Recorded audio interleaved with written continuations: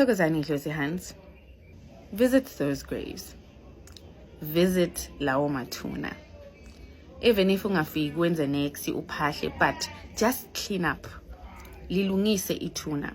Yabona lamadlozi lawa ahlezi akuvikelayo, akumele.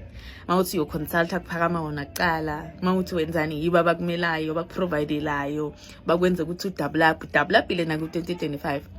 This year asizame ukuthi siwanake sithando sami. Awuthola amathuna wabo. Awubheke amathuna wabo wanakekele because ithuna liyakhuluma sithando sami. Ithuna likhuluma into eziningi, life is spiritual. Thathele imali lena yokukoleka, thenga ama flowers nyana. Yobeka lapha ya.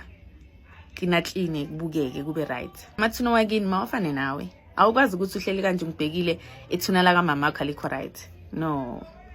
Liyamuntu kulethe emhlabeni. You can do better. Clean nje. Ukuthi ekseni intama ayifuni thina leyo. Hamba wena uyenza into right. Awukuba nake ubone ukuthi izinto zakho ziba kanjani. Do it without expecting anything. Ubone ukuthi izinto zakho ziba kanjani. And ungacela izimali uzibani no aunties bani kusibakhapi because chances are bazokulahlekela, bazozifihla. Ngoba labantu abuhamba nabo bekho right.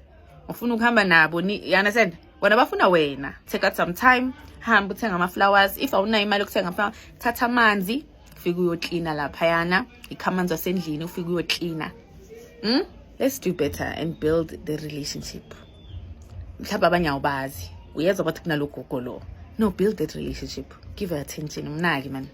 Ubone ukuthi uzokwenzelani. And ungasabi mathuneni.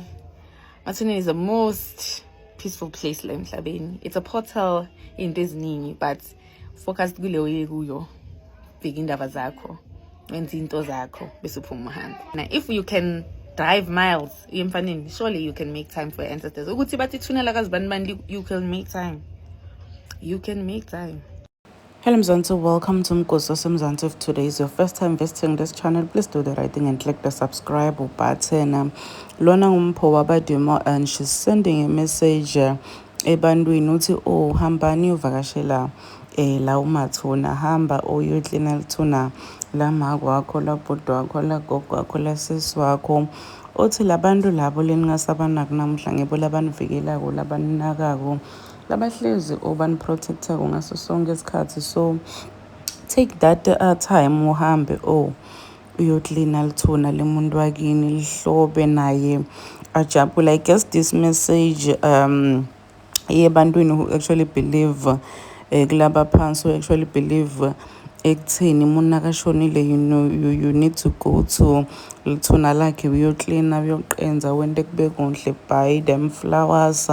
Yabo nje umuntu obelivela kwetindo temadloti, tindo tebantu labaphansi nani.